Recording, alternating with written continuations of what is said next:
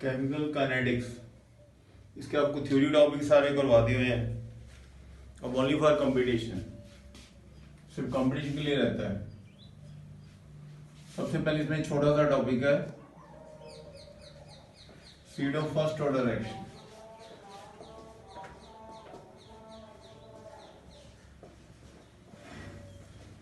Speed of first order action is that when rate of reaction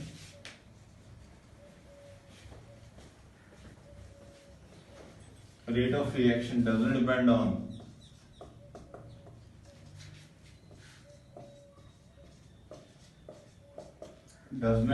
on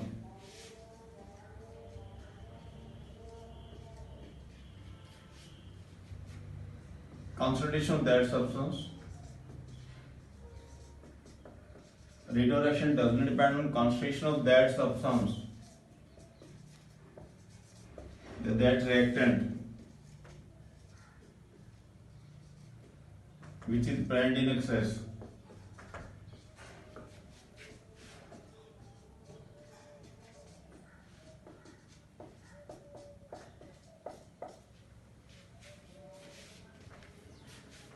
Present in excess, इसके लिए main जो example है H2 plus water,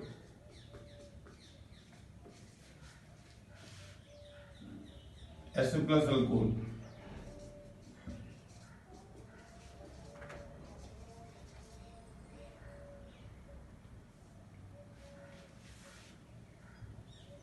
H2 की ये example है। ये ऑर्गेनिक केमिस्ट्री में आती है और ये उसकी एग्जांपल है। CH3COC2H5 plus water, this side acetic acid plus ethyl alcohol.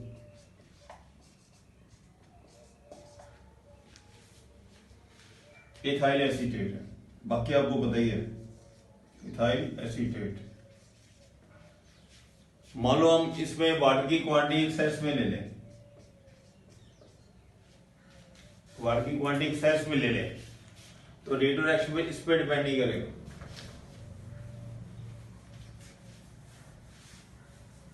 Rate of reaction access वाले पे डिपेंड नहीं करता। अब इसका जो रेट ऑफ रिएक्शन है dx/dt K into ethyl acetate, इसकी और भी एग्जांपल बन जाती है, जुड़ी नहीं कि ये एग्जांपल है, एक और भी आएगी इथाइल एसीटेट वाटर, ये 1 इसकी पावर 0, तो ये एक्सेस में लेस क्वांटिटी इसकी, तो रेट ऑफ रिएक्शन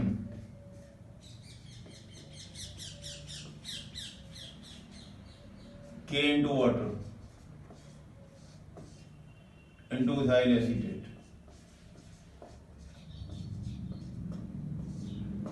ये दोनों से एक नया कांस्टेंट बन जाता है। A new constant is formed.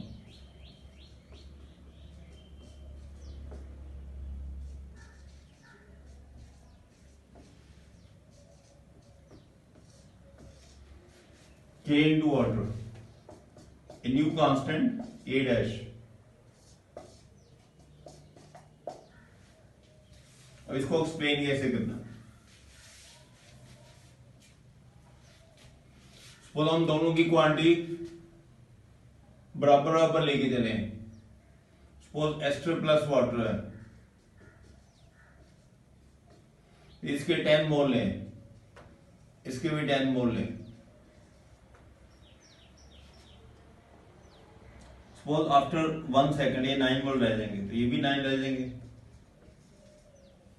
उसके बाद सपोज ये 5 मोल रह जाएंगे, ये भी 5 रह जाएंगे। तो अब जो रेट ऑफ रिएक्शन में चेंज आ रही है, रेट ऑफ रिएक्शन टाइम के साथ डिक्रीज करता है। इसके 10 वाले 10 है, ये 9 है, 9 है, सपोज इसके फिर 7 हो गए, इसके भी 7 हो जाएंगे, फिर इसके 5 होंगे तो इसके भी 5 हो जाएंगे। अब रेट ऑफ रिएक्शन दोनों पे डिपेंड कर रहा है, 10 इंटू 10। रेट ऑफ रिएक्शन में जो चेंज आ रही है 5 इंटू 5, रेट ऑफ रिएक्शन जो दोनों करके चेंज आ रही है, रेट ऑफ रिएक्शन में दोनों करके चेंज आ रही है, rate changes due to both. पर सपोज हम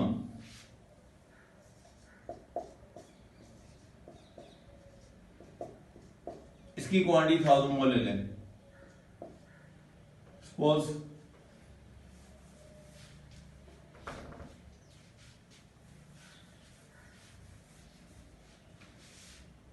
एस्टर प्लस वाटर में सपोज इसके हम लें 10 मोल, इसके लिए 1000 मोल। तो जब ये 5 मोल रह जाएंगे तो ये 995 होंगे। तो इसमें तो ऑलमोस्ट कोई चेंज ही नहीं आ रही। अब रेट ऑफ रिएक्शन में चेंज आ रही है। पहले था 10 इंटू 1000, अब क्या आ रहा है 5 इंटू 1000, 5 इंटू 995। ये वैल्यू तो आधी हो गई है, इनकी वैल्यू आधी थोड़ी हुई है। तो रेट ऑफ रिएक्शन में चेंज हो रहा है only to this, not to this. Rate of reaction only changes due to change in rate of reaction में चेंज आ रही है। सो ये 3 मोल रह जाए, ये 997 हो जाए। तो इसमें चेंज आ रही है, इसमें चेंज नहीं आ रही, ऑलमोस्ट लाइक ए कांस्टेंट।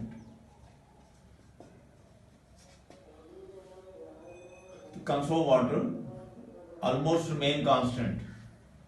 वैसे दोनों करके चेंज आ रही है, 10 into 10, 5 into 5।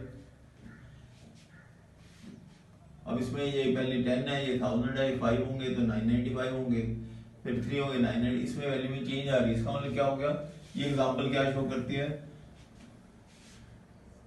Concentration of reactant, concentration of reactant which is present in excess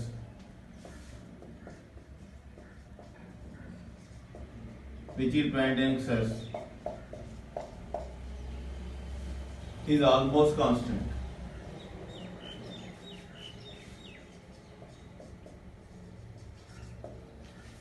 Concentration of reactant which is present in excess is almost constant. इसकी वैल्यू ऑलमोस्ट सेम रह रही है, इसमें कुछ चेंज ही नहीं आ रही। Present in excess is almost constant। तो ये कांस्टेंट की तरह कर रहा है। तभी हमने एक नया कांस्टेंट बना लिया है, K into वाटर। ये कांस्टेंट है, तो ये भी तो कांस्टेंट ही है, उसे एक नया कांस्टेंट बना लिया। इसमें कांस्टेंट की वैल्यू इंक्रीज हो जाती है। तो देखो rate of reaction changes due to that substance. Rate of reaction changes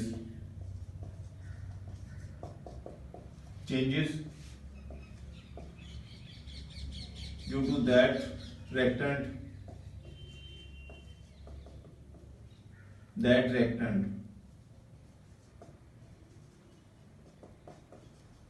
which is present in smaller quantity।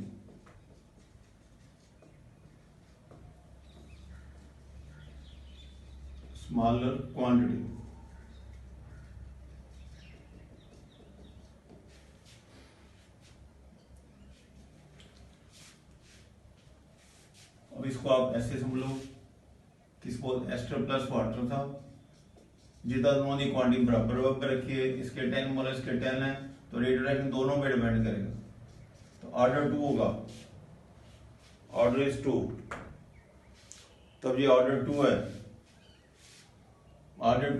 पर यदि हम इसकी क्वांटिटी 10 नहीं करते, इसको 1000 कर दे, अब इसकी क्वांटिटी में ऑलमोस्ट चेंज नहीं। जब ये 5 हो जाएगा, ये तो आधा हो गया, इसमें तो कोई चेंज ही नहीं आई। This act like a constant, फिर उसे एक नया कांस्टेंट डेवलप हो जाता है। इसका काम कि कांस्टेंट की वैल्यू बढ़ जाती है। The value of constant increases in note law. Value of constant increases.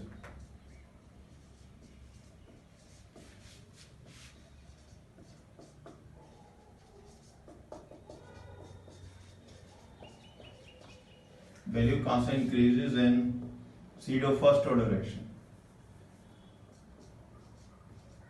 Pseudo first order reaction।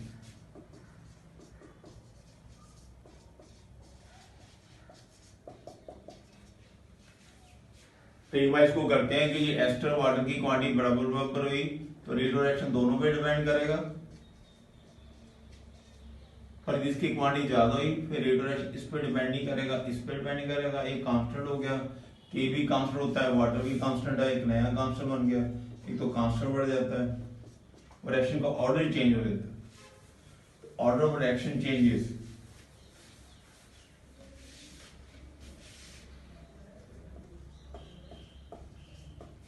order of reaction changes, reaction का ऑर्डर चेंज कर देता है।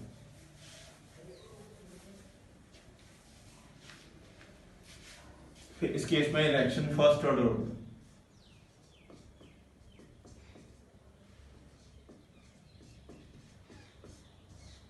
Order is 1, molecularity is 2.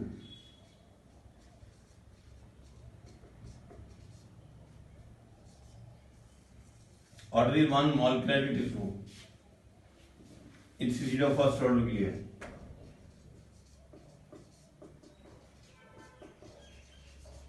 First zero first order जिसकी जो access में उसके ऊपर action depend नहीं करती, उसका कांस्टेंट हो जाती है, वो टाइम के साथ उसकी कांस्टेंट चेंज नहीं करती। टाइम ना होगी कांस्टेंट में चेंज नहीं आती। ऑर्डर 1 है। जैसे इक्वल क्वांटिटी होंगे एस्टर ते वाटर,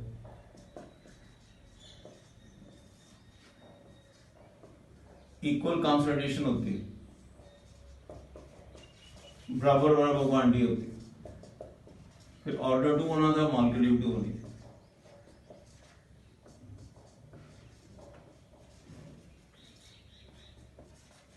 इक्वल क्वांटिटी होती है, ऑर्डर भी 2 होना था, मॉलिक्यूलर 2 होनी थी। अब मॉलिक्यूलर 2 कैसे है? ऑर्डर तो 1 है क्योंकि वाटर पे डिपेंड ही नहीं कर रहा, क्योंकि कोलाइड तो अभी भी एस्टर के मॉलिक्यूल ने वाटर ना कोलाइड करना। Ester molecule collide with water, दो मॉलिक्यूल कोलाइड करते हैं। Molecular 2 means 2 molecule collide,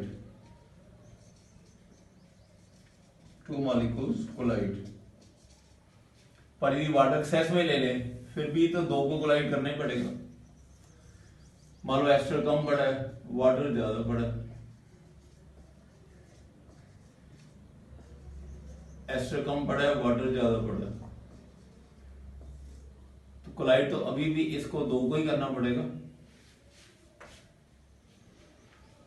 water ज्यादा है, एस्टर कम है, तो कोलाइड तो अभी भी 2 को करना पड़ता है। तो वैसे ऑर्डर भी 2 होता है, मॉलिक्यूलर भी 2 होते हैं। अब ऑर्डर भी मान गया,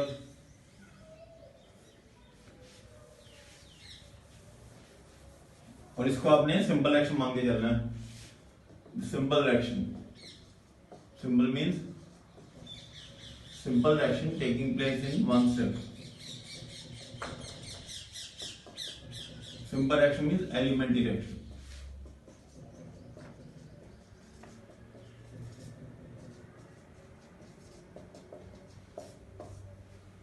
तो सीडो फर्स्ट रो होते हैं जिनमें ऑर्डर 1 रहता है, मॉलिक्यूलर 2 है। इस प्रोसेस को बोलते हैं हाइड्रोलिसिस ऑफ एस्टर। ऑर्गेनिक में इसकी काफी डिटेल आएगी। Hydrolysis of ester actually reaction organic chemistry. फिर और एक एग्जांपल है hydrolysis of sucrose. Sucrose is cane sugar.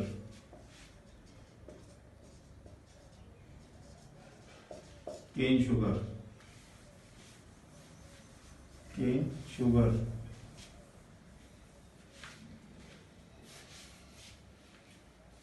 Hydrolysis of cane sugar, sucrose.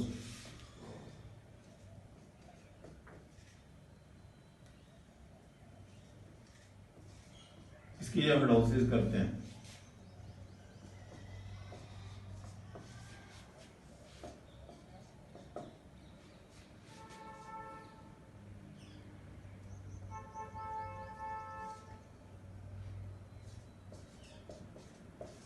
Glucose plus fructose, ये ग्लूकोज है और ये फ्रक्टोज है, ये कैटलिस्ट है ग्लूकोज फ्रक्टोज कैटलिस्ट और ये वाटर एक्सेस में ग्लूकोज फ्रक्टोज, इसमें भी रेडियो रिएक्शन जो है इसकी क्वांटिटी पे डिपेंड करेगी।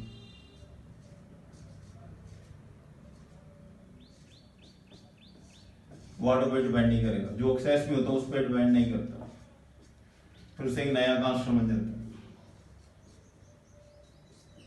के डैश।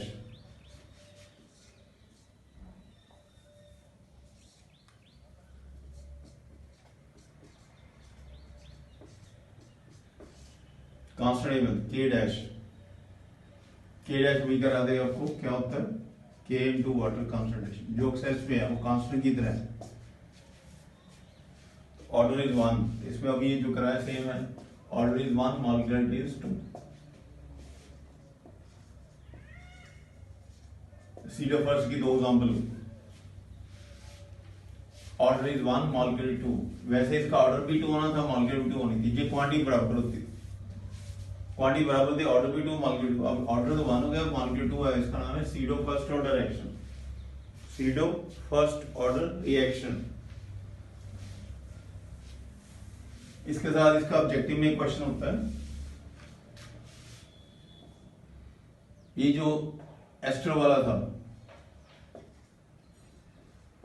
इसका नाम है इथाइल, अब कितनी बार हो गया reaction, ethyl acetate plus water, इसमें हम कैटलिस्ट डालते हैं, सल्फ्यूरिक एसिड और HCl इज द कैटलिस्ट।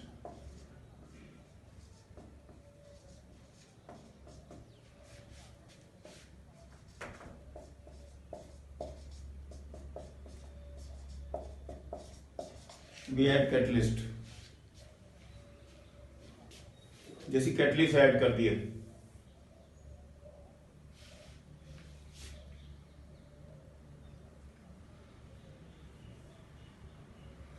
उसमें ये होता है कि यदि 0.1 मोल और HCl rate of reaction is greater,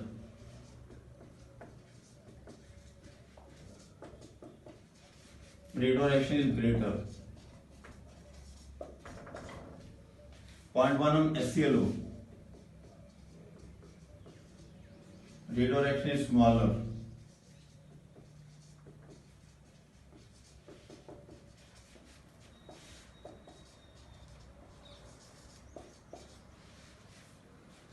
इसकी ब्रांच में 0.1 लो, rate of reaction is greater, उसमें स्मॉलर है, कैटलिस्ट है, हमें पता है कि 0.1 m H2O4 से 2H पॉजिटिव आते हैं,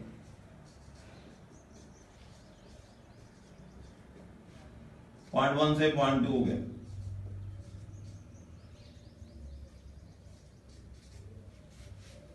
HCl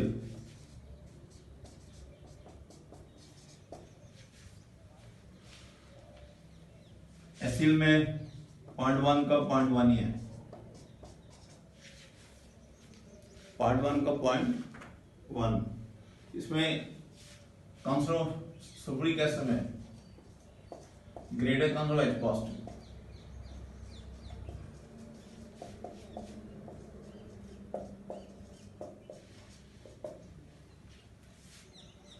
HCl से smaller concentration of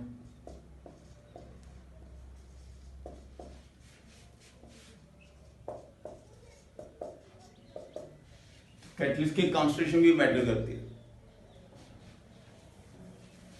concentration catalyst also matter,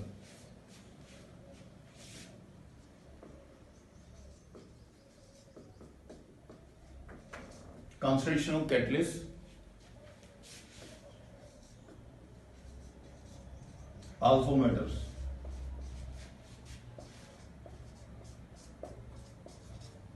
catalyst की कंसंट्रेशन भी मैटर करती है, कंसो कैटलिस्ट मैटर, तो H2SO4 की ब्रांच में K ज्यादा होता है, K इज लार्ज, HCl में K स्मॉल होता है,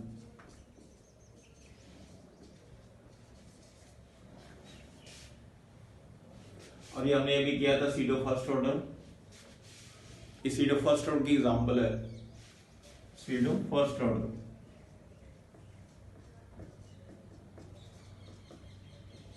सीडो फर्स्ट ऑर्डर रिएक्शन उसकी बड़ा एग्जांपल है। जब इसको वाटर लेते हैं, वाटर एक्सेस में लेते हैं, इसकी ब्रांच में रेट ऑफ रिएक्शन ज्यादा होता है, इसकी ब्रांच में रेट ऑफ रिएक्शन कम होता है। इसका के लार्ज है, इसमें के स्मॉल है। इसमें कांस्टेंट ज्यादा है, कांस्टेंट कम है, कांस्टेंट कैटलिस्ट मैटर करती है, तो कैटलिस्ट भी के को इंक्रीज करता है।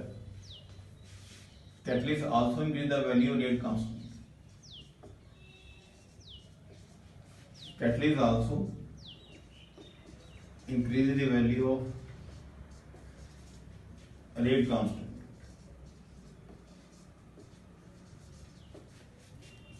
Catalyst also increase the value of rate constant. इसका मीनिंग है कि सपोज आप एक बार एक्शन कर रहे हो, इसमें एस्टर है, एक बार आपने सल्फ्यूरिक एसिड डाला, सल्फ्यूरिक एसिड की एचएन ज्यादा होंगे, कैटलिस्ट इसकी वैल्यू ज्यादा होगी। इसमें एचएन कम होगी, जिसकी वैल्यू कम होगी। कैटलिस्ट भी वैल्यू रेट कांस्टेंट को बढ़ाता है, इससे भी रेट कांस्टेंट बढ़ता है, रेट ऑफ रिएक्शन बढ़ेगा, रेट कांस्टेंट बढ़ेगा तो rate of reaction increases, rate of reaction increases.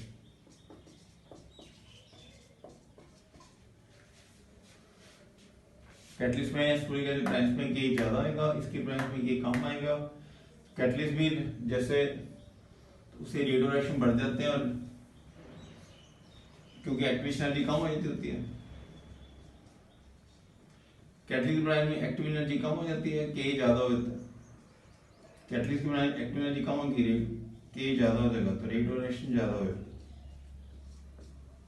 Active energy कम होगी कैटलिस्ट की ब्रांच में, कैटलिस्ट एनर्जी कम है तो के ज्यादा, तो रेट ऑफ रिएक्शन ज्यादा हो जाएगा। ये हमने टॉपिक किया है सीडो फर्स्ट ऑर्डर। उसके आगे क्वेश्चन है ये जो ऑब्जेक्टिव में है।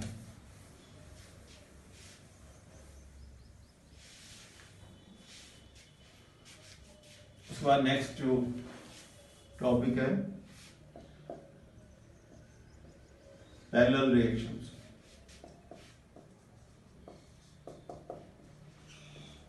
Parallel reactions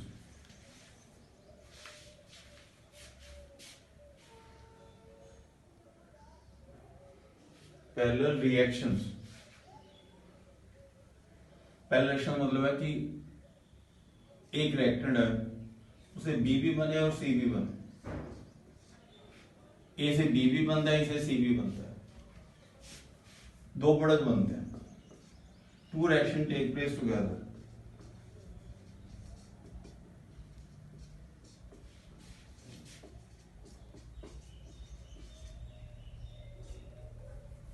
to reaction take place together मतलब वेसल है, ए के मॉलिक्यूल बड़े हैं, रिएक्टेंट के मॉलिक्यूल बड़े हैं, इन्होंने प्रोडक्ट बनाना है। रिएक्टेंट क्या बनाना है? प्रोडक्ट। तो कुछ मॉलिक्यूल, अब ए मान लो, जैसे ए माना कुछ बी बना रहे हैं तो सी बना रहे हैं,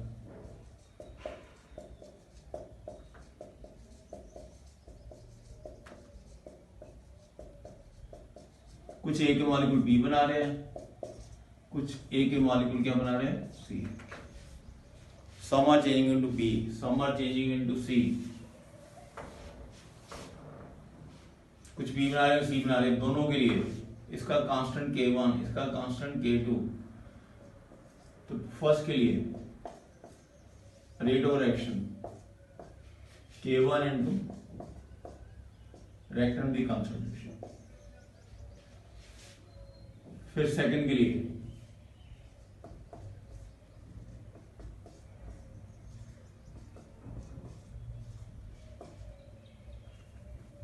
ए तो दोनों के लिए सेम ही है, इसकी क्वांटिटी तो सेम ही रहेगी। ए से बी बने या ए से सी बने, ए से बी बने या ए से सी बने, फिर टोटल जो रेट ऑफ रिएक्शन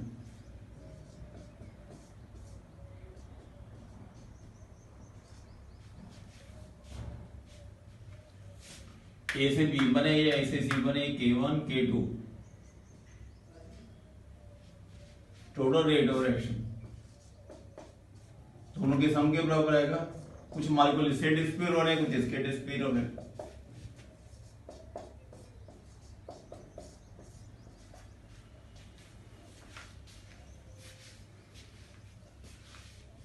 ए से बी भी बना है, सी भी बना है, तो पहले का रेट ऑफ रिएक्शन दूसरे का रेट कांस्टेंट दोनों के अलग अलग है। अभी ए पे डिपेंड कर रहा है, दोनों बार क्वांटिटी ए तो सेम ही रहेगी, दोनों रिएक्शन इकट्ठे हो रहे हैं, टोटल रेट ऑफ रिएक्शन दोनों के सम के बराबर होगा। तो इसके आप वैल्यू पुट कर लो।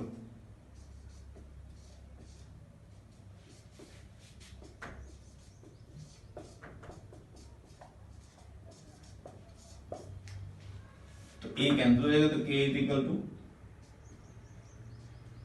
टोटल के कह सकते हैं, के total K1 plus K2, if we total 1 and 2, this is total, K total is K1 plus K2, K1 plus K2, K total है, K रेशियो बन गया। फिर इसके हाफ लाइफ पीरियड, अब हाफ लाइफ पीरियड तो K के inversely होता है, फिर हम उसे ये लिख सकते हैं हाफ लाइफ पीरियड टोटल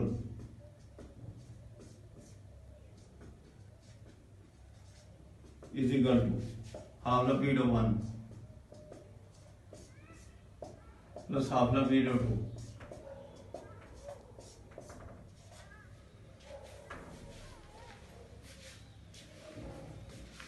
एक ही रिएक्टर में दो प्रोडक्ट बन रहे हैं, ये पैरेलल रिएक्शंस है, K1 K2 है, K1 K2।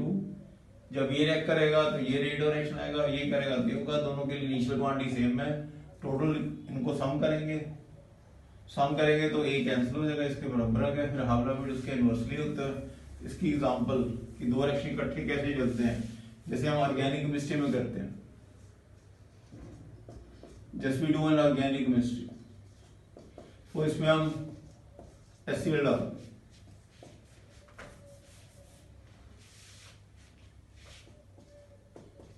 यदि हम यहाँ पे Cl लगाएं, ये H लगाएं, in this according to Markovnikov rule, M rule, तो ये प्रोडक्ट बनेगा।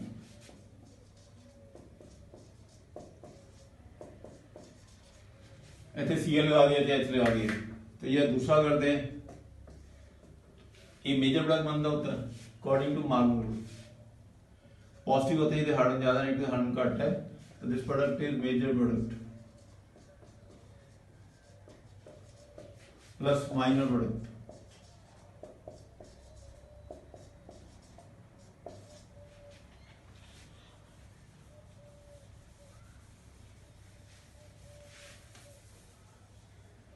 माइनर प्रोडक्ट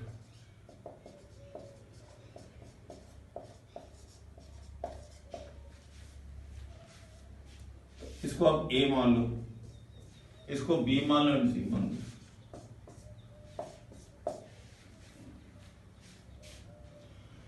ये ऑर्गेनिक में करते हैं, HCl हमारे उनके गेन से HCl दो प्रोडक्ट बनेंगे, B मान लो, अब A से B हो गया, B से C हो गया। फिर उसके बाद होता है कि इन्हों की परसेंटेज की होगी, रेशियो किस रेशियो में बन गई, percentage of B and percentage of C। तो वो कैसे निकालते हैं, percentage of B is equal to K1 over K1 plus K2, percentage of C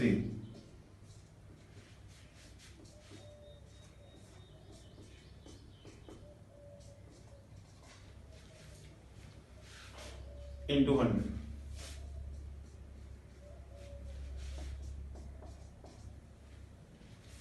जिसको आप ये कह सकते हो A to B the ratio constant ratio में,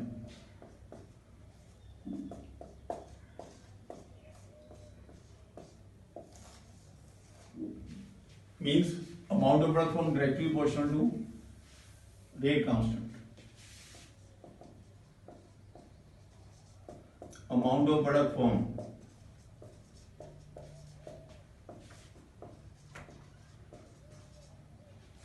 directly proportional to rate constant।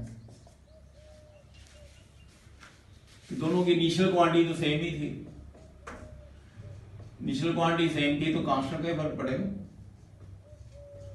ये वाली चीज तो सेम है तो कांस्टेंट क्या चेंज आएगी। इनिशियल क्वांटिटी सेम है, दो रिएक्शन की इनिशियल क्वांटिटी तो सेम है तो कांस्टेंट करके चेंज आनी है। दोनों की अलग अलग एक्टिव एनर्जी K1, दूसरी बार क्या होगा K2।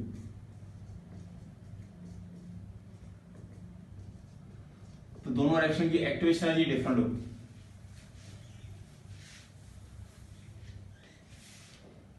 Two reactions are different activation.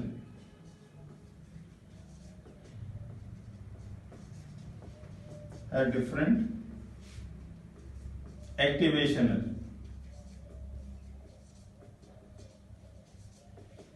Different activation energies. तो ये पहला रिएक्शन ये है जब एक मेजर है एक माइनर है, one is major other is minor, तो उसमें ये फॉर्मूले लगाते हैं, हमने स्ट्रेट अवे फॉर्मूला लगाते हैं मेजर माइनर की। फिर इसमें एक क्वेश्चन आपको असाइनमेंट में दिया हुआ है, क्वेश्चन नंबर 140 है, 140 ये असाइनमेंट में से है।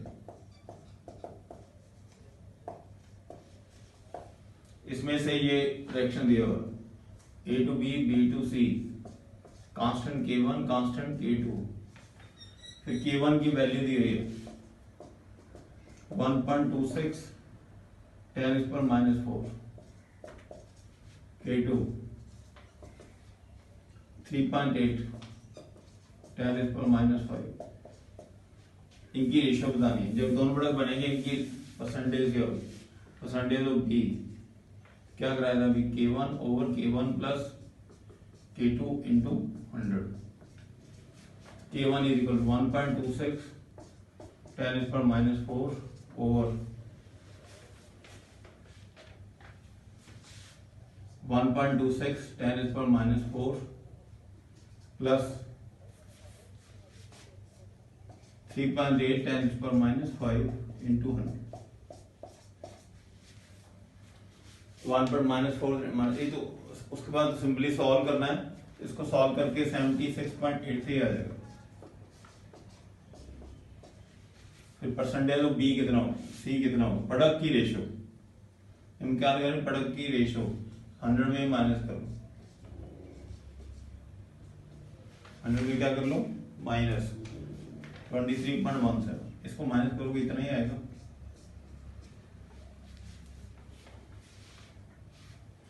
क्वेश्चन 140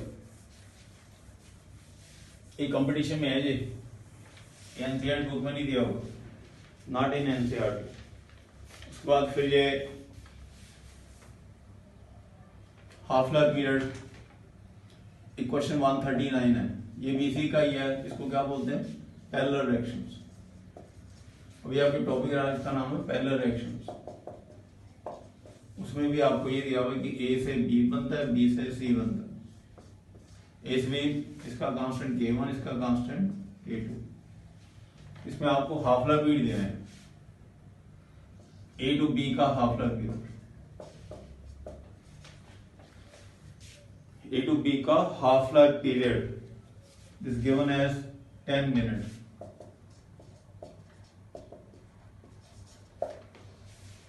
A से C का half life period is given as 20 minutes। 20 minutes।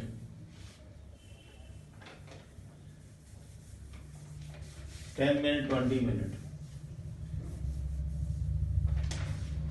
फिर आपको पता है कि हाफ लाइफ पीरियड K की इनवर्सली होता है, तो उससे बेस पे ये फॉर्मूला था K total, half life period total,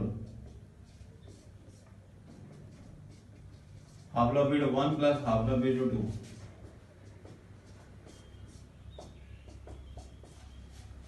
half life period of 2।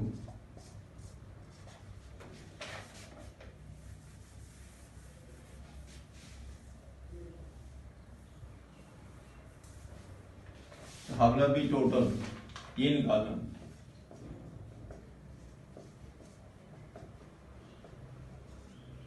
Is equal to 1/10 plus 1/20 ये सॉल्व करेंगे। 1/10 प्लस 1/20, तो ये पैरेलल वाला टॉपिक हो गया।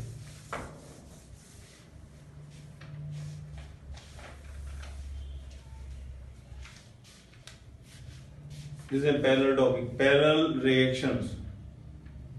उसके बाद है साइड रिएक्शंस।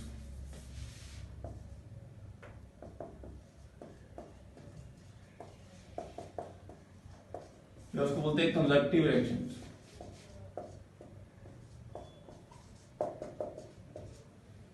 कंजक्टिव रिएक्शंस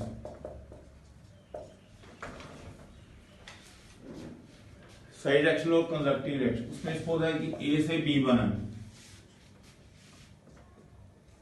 ए से बी बने, बी से आगे सी बने, ए से बी बनता, बी आगे सी में कन्वर्ट हो गया। इसका कांस्टेंट K1, इसका कांस्टेंट K2। ए बी बनेगा तो बी आगे डिस्पियर हो जाएगा। तो ए से बी,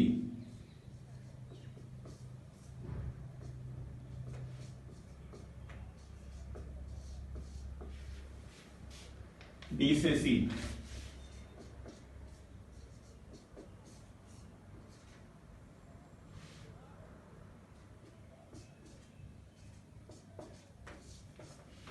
ए से बी बना है, बी से सी बन रहा है।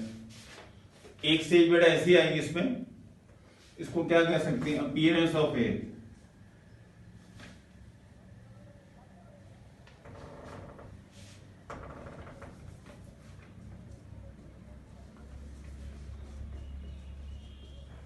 डिस्पियरेंस of A, disappearance of B.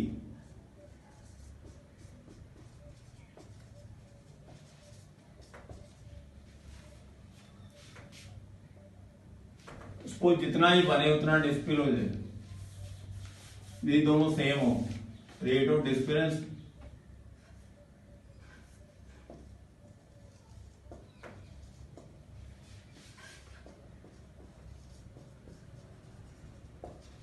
A is equal to rate of disappearance of B.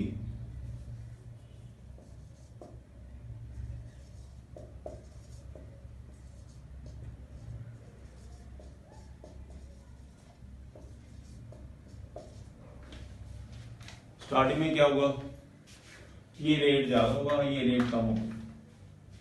ये वाला रेट ज्यादा होना है क्योंकि इनकी क्वांटिटी ज्यादा होनी है, इसकी क्वांटिटी ज्यादा, इसका ये रेट ज्यादा होगा, इसका रेट कम होगा। स्टार्टिंग में इसकी क्वांटिटी ज्यादा है, ये वैल्यू ज्यादा होगी, ये वैल्यू कम होगी, कुछ देर बाद दोनों सेम हो जाएंगी। रेट ऑफ अपीयरेंस और डिस्पियरेंस, जितना बी अपीयर हो रहा है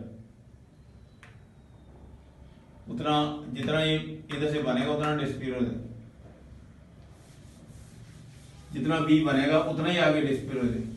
rate of disappearance, rate of disappearance of B, जितना इतना हो, या कह सकते हैं इसको rate of formation of B, rate of disappearance या rate of formation of B, इसको ये भी तो कह सकते हैं। रेट ऑफ डिस्पियरेंस या rate of formation B is the rate of disappearance of B. उस केस में क्या होगा,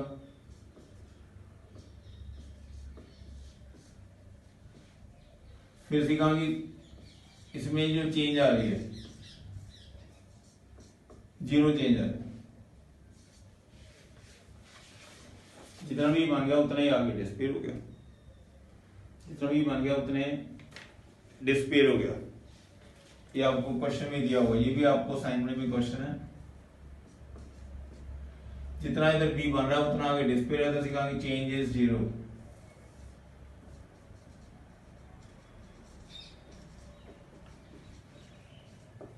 चेंज इन जीरो, तो उस केस में क्या होगा, इसका आपने क्या फॉर्म लिखा था, K1 into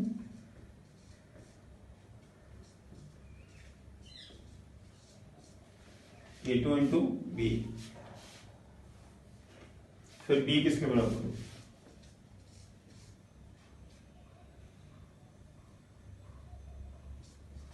K1 bye K2 into ए। ये भी असाइनमेंट में क्वेश्चन है।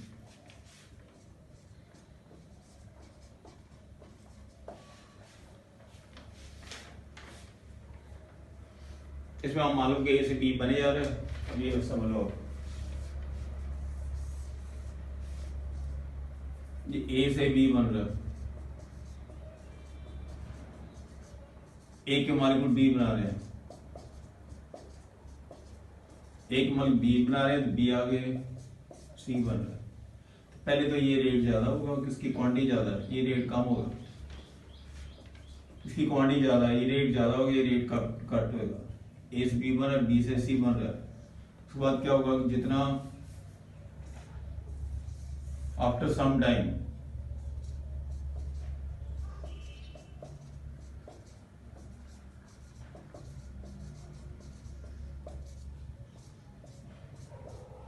जितना ए से बी बन रहा है उतना बी से सी बन रहा है, ए से बी, बी से सी, तो net change, this is net change, net overall change.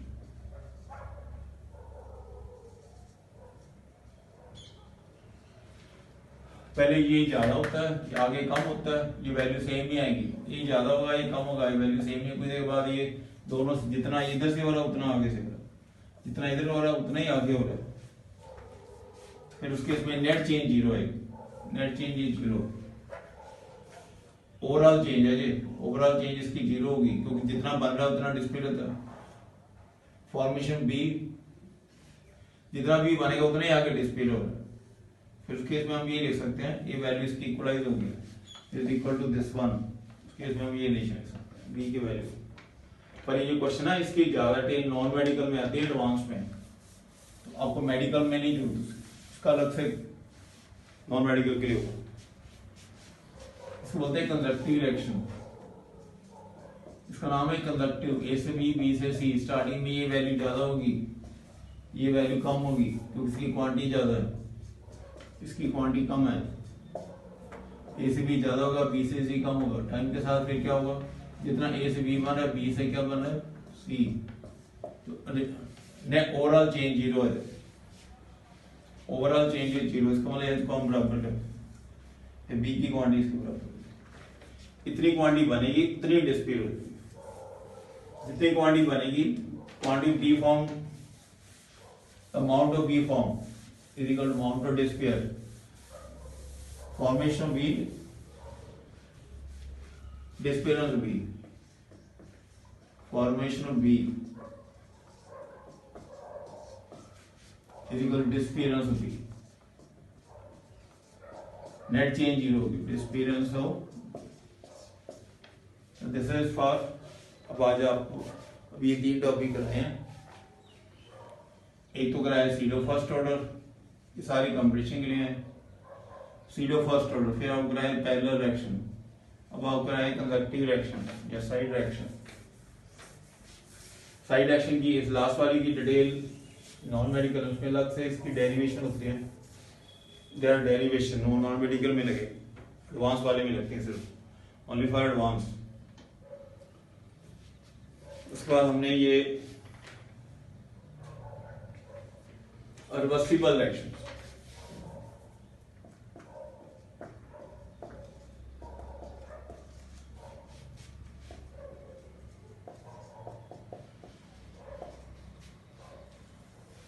Reversible reaction,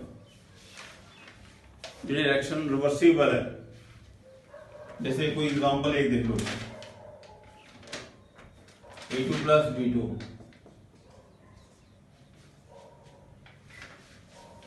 या कोई और एग्जांपल ले लो,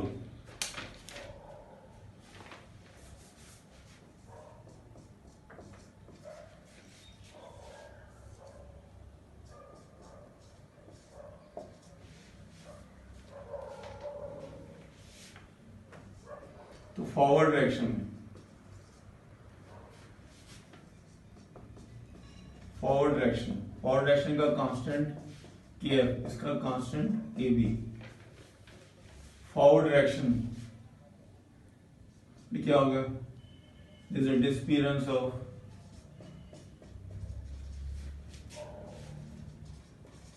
NO2,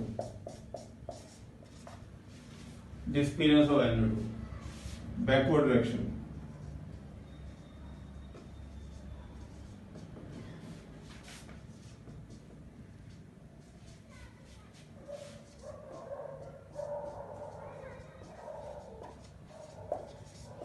appearance of energy,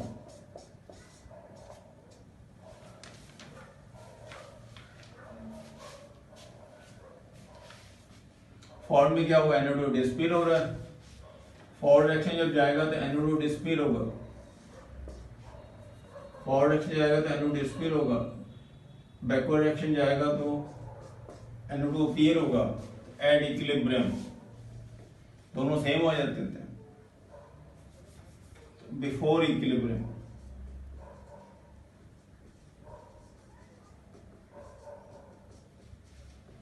equilibrium में तो दोनों सेम हो जाएंगे।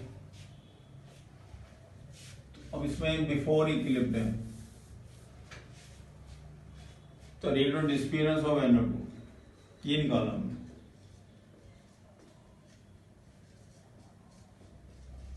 Rate of disappearance of NO2 तो रेट ऑफ रिएक्शन किसके बराबर होता है,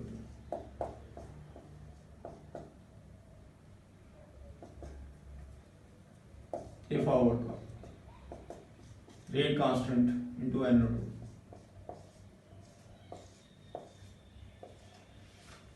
इसमें बैलेंसिंग के बराबर वैल्यू ले लेंगे,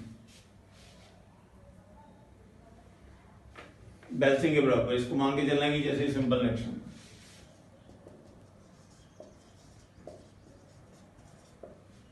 अब ये रेट ऑफ रिएक्शन है, रेट ऑफ रिएक्शन, पर हमने तो रेट ऑफ डिस्पियरेंस निकालनी है, ये रेट ऑफ रिएक्शन है, इसको 2 से मल्टीप्लाई करना पड़ेगा। आपको स्टार्टिंग में कराया था कि जब रेट ऑफ रिएक्शन निकालते हैं तो 2 से डिवाइड करते हैं, रेट ऑफ निकालते हैं तो 2 से क्या करते हैं, डिवाइड, रेट ऑफ रिएक्शन। अब हमने रेट ऑफ डिस्पियरेंस निकालना, रेट ऑफ रिएक्शन निकालते हैं तो 2 से डिवाइड करना होता है, 2 से डिवाइड, अब हमने रेट ऑफ उल्टा करना है, रेट ऑफ डिस्पियरेंस निकालनी है,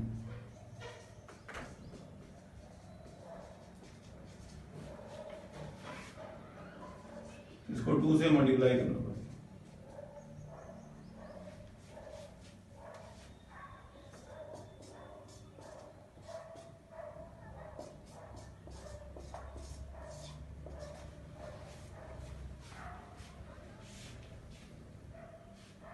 इसमें हमने रेट ऑफ डिस्पियरेंस निकालना है, rate of disappearance of NO2, इसको हमें 2 से मल्टीप्लाई करना पड़ेगा। पहले रेट ऑफ रिएक्शन, ये क्या rate of reaction, rate of disappearance है, उल्टा करना हमने, आगे हम 2 से क्या करते हैं, डिवाइड। अब यदि आपने ये निकालना तो इधर 2 इधर चला जाएगा। रेट ऑफ रिएक्शन कैसे होता है, डिवाइड करके आता है, बैलेंसिंग में 2 है, अब यदि आपने ये निकालना है तो फिर आपको 2 से इसको क्या करना पड़ेगा, मल्टीप्लाई, 2 से मल्टीप्लाई करना, उस से rate of backward reaction,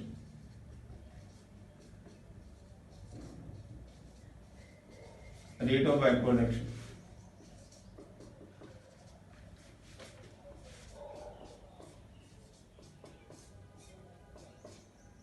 is equal to Kb into N2O4, Kb N2O4, और हमने तो पीछे जाने भी इसकी अपीयरेंस निकालनी है, rate of disappearance of N2O4, इसमें तो बैलेंसिंग 1 ही है ना, इसको 2 से डिवाइड करने 1 ही है, तो इसको उतना ही रखेंगे।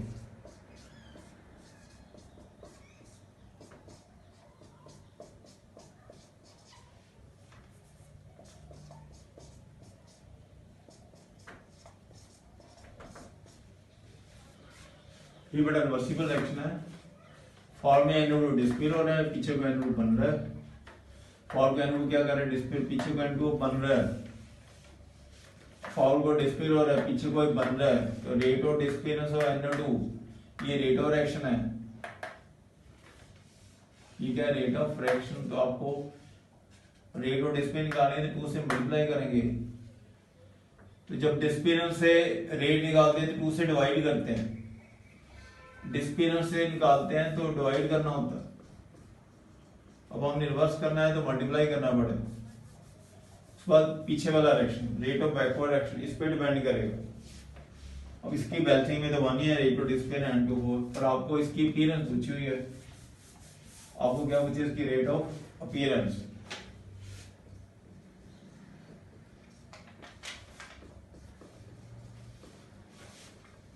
Rate of appearance of NO2, तो 1 से 2 ही बनेंगे। इसमें तो बैलेंसिंग एक ही थी ना, तो एक ही कर दिया, पर अब हमने निकालना क्या? Rate of appearance of NO2। इसको फिर 2 से मल्टीप्लाई करना पड़ेगा, फिर उसको 2 से मल्टीप्लाई करना पड़ेगा। तो इक्विलिब्रियम से पहले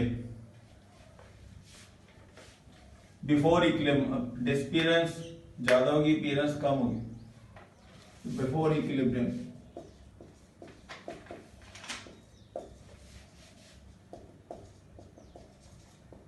बिफोर इक्विलिब्रियम तो पहले net disappearance,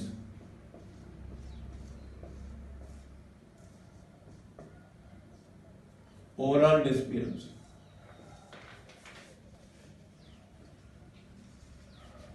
overall disappearance is equal to overall कितनी डिसअपीयरेंस है is equal to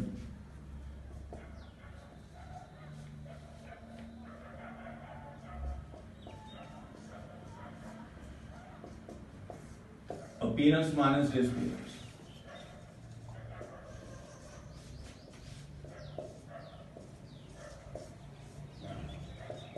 appearance minus disappearance.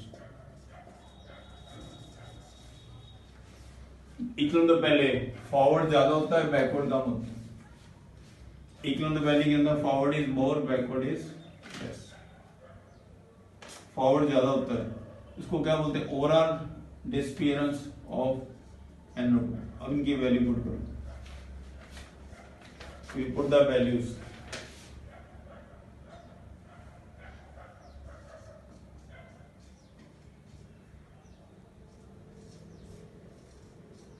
तो हमने इसकी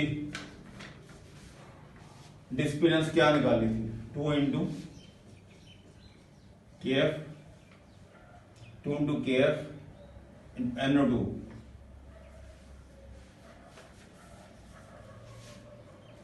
रेज़ टू पावर 2। जब NO2 आगे को डिस्पेयर हो रहा है, पीछे को पीयर हो रहा है, तो हमने ये वैल्यू निकाल ली।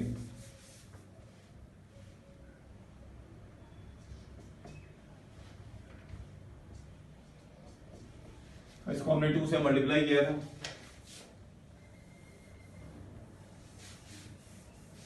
कि पीछे जाने से 1 मोल के 2 मोल बनते हैं, पीछे जाने से 1 मोल के क्या बनते हैं? 2 मोल।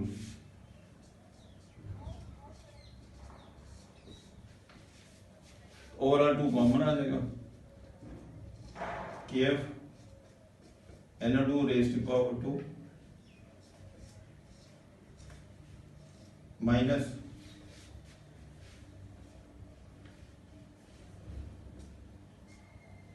KB N2O4। ये भी असाइनमेंट में क्वेश्चन है।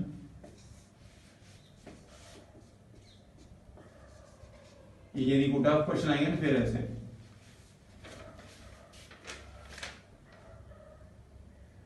इसको आप नोट करो।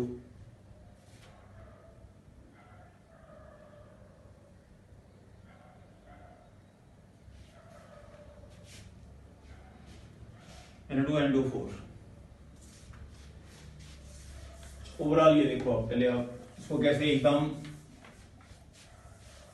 प्रैक्टिस के बाद ये आएगा। तो आपको रिएक्शन दिया था, N2O4 से N2 दिया होगा, तो हमने रिवर्सिबल रिएक्शन करने हैं। रिवर्सिबल में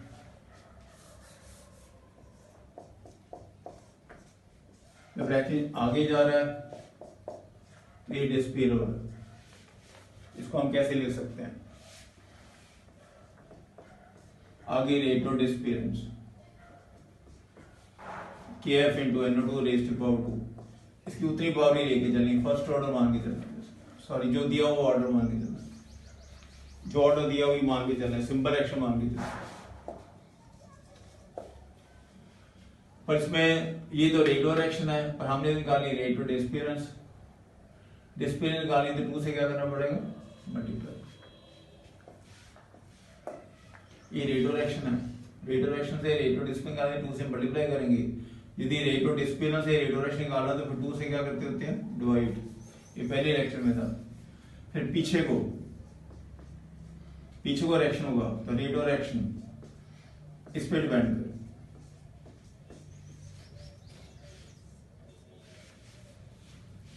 इस पे डिपेंड करेगा।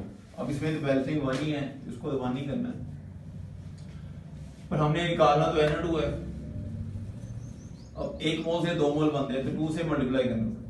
वैसे तो बैलेंसिंग 1 ही है, पर 1 मोल से 2 मोल है तो 2 से क्या करेंगे? मल्टीप्लाई। अब ये डिस्पेयर हो रहा है, ये अपीयर हो रहा है। ये क्या हो रहा है? डिस्पेयर। ये क्या हो रहा है? Appear. Despair appear, despair minus appear, ये क्या चीज है? Despair.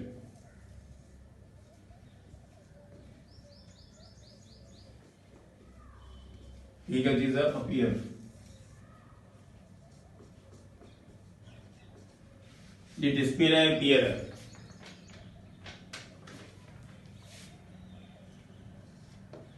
Despair appear and the chain minus का, इसमें 2 कॉमन आ जाएगा। ये असाइनमेंट में आया क्वेश्चन, ये थोड़ा डिफिकल्ट है। तो रेट ऑफ एक्शन से रेट ऑफ अपीयरेंस एक्चुअली हम मान के चल रहे हैं कि फॉरवर्ड ज्यादा हो रहा है, बैकवर्ड कम हो रहा है। बिफोर इक्विलिब्रियम ये वैल्यू ज्यादा है, वैल्यू कट है। इक्विलिब्रियम आएगा तो दोनों सेम ही आ जाएंगे। फिर तो नेट इफेक्ट क्या आ जाएगा? 0। इक्विलिब्रियम आ जाएगा तो फिर तो दोनों क्या आ जाएंगे? सेम। नेट इफेक्ट क्या आ जाएगा यहाँ पे? 0। ये वैल्यू इसके बराबर ही हो जाएगी। इक्विलिब्रियम आने तो ये वैल्यू इसकी इक्वलाइज हो जाती है। इक्वलाइज हो जाएगी तो फिर आंसर ही 0 आ जाएगा, डिफरेंस 0 आ जाएगा। डिफरेंस क्या आ जाएगा? 0। This is before equilibrium.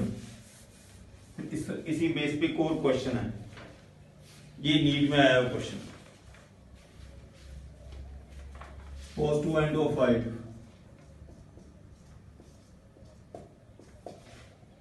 4NO2 plus हो,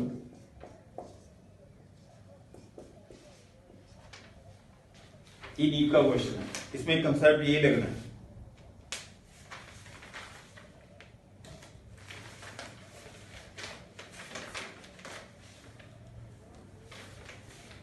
इसमें सपोज बेटा ये इसका रेट ऑफ एक्शन निकालो तो हम 3 तरह से निकालते हैं।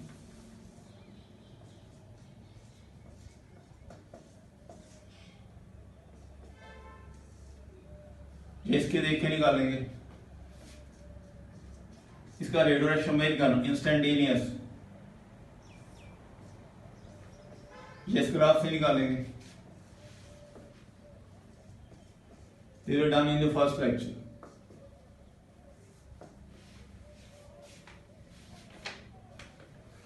तो इसमें से यदि हम निकालेंगे तो इसका हमें पहले लिखना हो रेट ऑफ डिस्पेरेंस।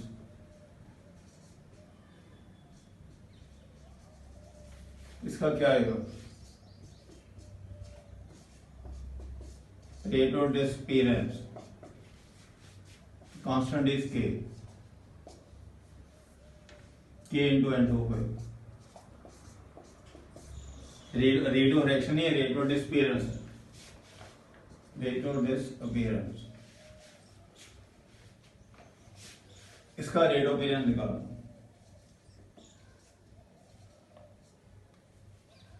अंडरस्टूड साइन यहाँ पे नेगेटिव होता है, अभी बताने की जरूरत नहीं होती। अंडरस्टूड साइन नेगेटिव इतना है कि इसकी क्वांटिटी टाइम साथ कम होती है,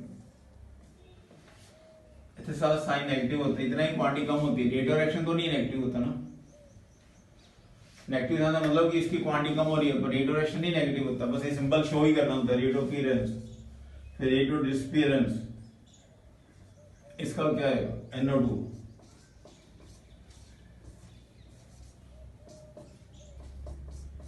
डिपेंड तो रिएक्टेंट पे ही करेगा ना, एक K1 है एक K2, डिपेंड है नहीं रिएक्टेंट पे ही करना है। फिर रेट ऑफ डिसअपीयरेंस ये O2 के लिए K3।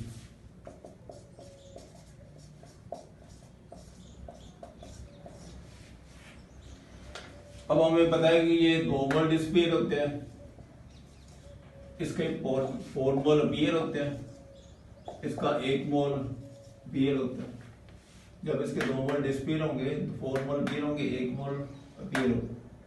2 मोल डिसअपीयर होंगे, 4 मोल अपीयर होंगे, इसका 1 मोल अपीयर होगा। अब ये चीज तो हर केस में सेम है, N2 हर केस में क्या आ रही है सेम, तो कांस्टेंट का ही डिफरेंस होगा। जब इसके 2 मोल डिसअपीयर होते हैं, इसके 4 मोल होते हैं, इसका 1 मोल होता है। इस ग्राफ से करोगे तो आपका ये चीज आएगी, इस ग्राफ से करोगे तो ये आएगा, इस ग्राफ से करोगे ये आएगा। अब ये तो सेम ही N2, तो फिर K डिफरेंट होंगे, K आर डिफरेंट।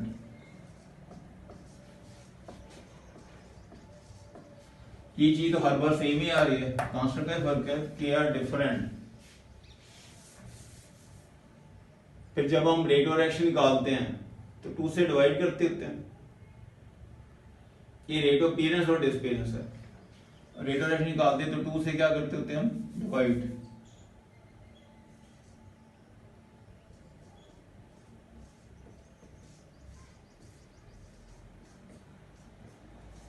सबका रेट ऑफ रिएक्शन इक्वल करने के लिए, सबसे रेट ऑफ रिएक्शन इक्वल हो जाए, सबका रेट ऑफ रिएक्शन इक्वल करने के लिए 2 से क्या करना है डिवाइड।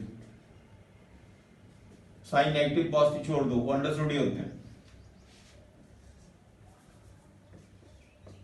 पॉजिटिव अंडरस्टूड उनका मीनिंग है कि इसकी क्वांटिटी कम हो रही है ज्यादा ही, पर रेट ऑफ रिएक्शन तो प्लस ही होता है ना, K इनटू N2।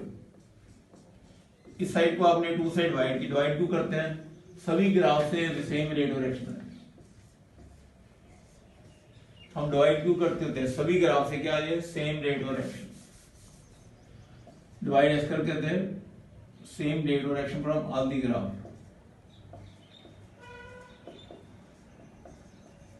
सबका रेट ऑफ रिएक्शन सेम है, नहीं तो ये तो 2 मोल डिसअपीयर हो या 4 मोल भी रहा, 1 मोल है, सेम करने के लिए डिवाइड करते होते हैं। फिर इसको भी तो डिवाइड करना पड़ेगा,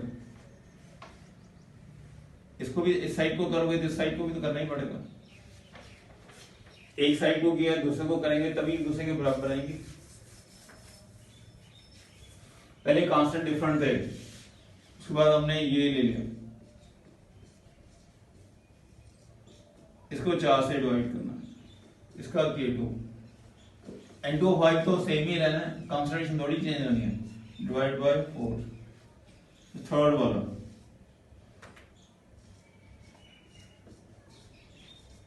इसको तो 1 से डिवाइड करना है,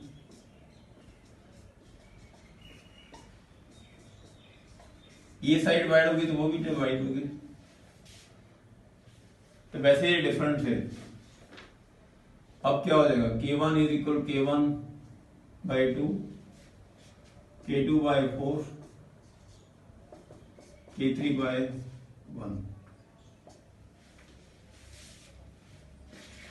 K3 बाई 1।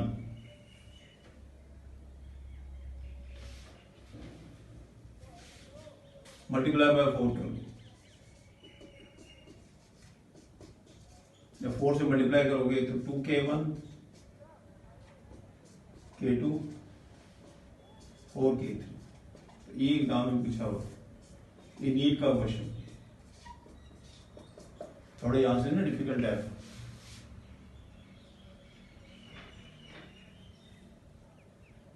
ये नीट में बेटा नीट एग्जाम में आया हुआ है। ये N2 जब हम रेट ऑफ रिएक्शन निकालते हैं किसी भी ग्राफ से निकाल सकते हैं, N2 से निकाल सकते हैं, या आप Na2 के साथ निकाल सकते हो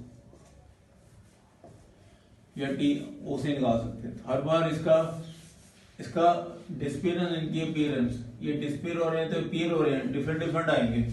जब 2 रह करते हैं, 4 रह करते हैं, 2 डिस्पेयर होंगे, 4 बनेंगे, 1 बनेगा, हर एक अलग अलग आएगा, डिफरेंट डिफरेंट आएगा। फिर बराबर करेंगे हम, इससे क्या कर लेते हैं, डिवाइड। तो K1 K2 हर केस में डिफरेंट है, क्योंकि N2 का कोई फर्क ही नहीं है, N2 में कोई डिफरेंस ही नहीं है, तो K का ही फर्क होगा। जब ये 2 डिस्पेयर होते हैं, 4 डिस्पेयर होते हैं, 4 अपीयर होते हैं, 1 अपीयर होते हैं, तो K डिफरेंट आएंगे। K1 K2 are different, K1 K2 K3 are different. फिर इनका आपस में रिलेशन निकालना है। इसका हमने क्या निकालना है, रिलेशन। इसको सारी 2 से डिवाइड करके बराबर आता है ना, रेट और एक्शन डिवाइड करते हैं तभी रेट और बराबर आते हैं। इसको 2 से कर लो, ए साइड भी 2 से होगी, फिर 4 से करो, ए साइड भी 4 से होगी। फिर इसका मतलब क्या हो जाएगा, N2 तो सेम ही है, N2 सेम है, तो K1/2 K2/4, इसको मल्टीप्लाई बाय 4 करो। ये रिलेशन पूछा होगा क्वेश्चन। वैसे K डिफरेंट है, उन K का रिलेशन पूछा है। N2 तो सेम है, तो K डिफरेंट हो गई, तभी तो डिफरेंट है। रेट और एक्शन के लिए डिवाइड करना पड़ता है, इसको भी डिवाइड करोगे। उसका मतलब इसमें 3 तरह के कांस्टेंट होंगे, 1, 2 एंड 3, उनका आपस में रिलेशन। एग्जाम्पल और, जैसे 2 अमोनिया, N2 + 3H2, इसमें आप सिंपल करना हो, इसका कांस्टेंट K1 मान लो, इसका K2 मान लो, इसका K3 मान लो। अब शॉर्ट फॉर्म में कैसे करें, ये next question, K1/2 is equal to, आपने सिर्फ बैलेंसिंग से डिवाइड करना। अब ये नेक्स्ट क्वेश्चन करा रहा हूं, उसका उसी टाइप का सर, तो ओवरऑल शॉर्ट करना वास्ते इसको 2 से डिवाइड कर लो, इसको 1 से कर लो, इसको 3 से करो, फिर मल्टीप्लाई बाय 3 करो। 3 से करोगे तो 3/2 K1, 3 K2, 1 K3, 1 K3।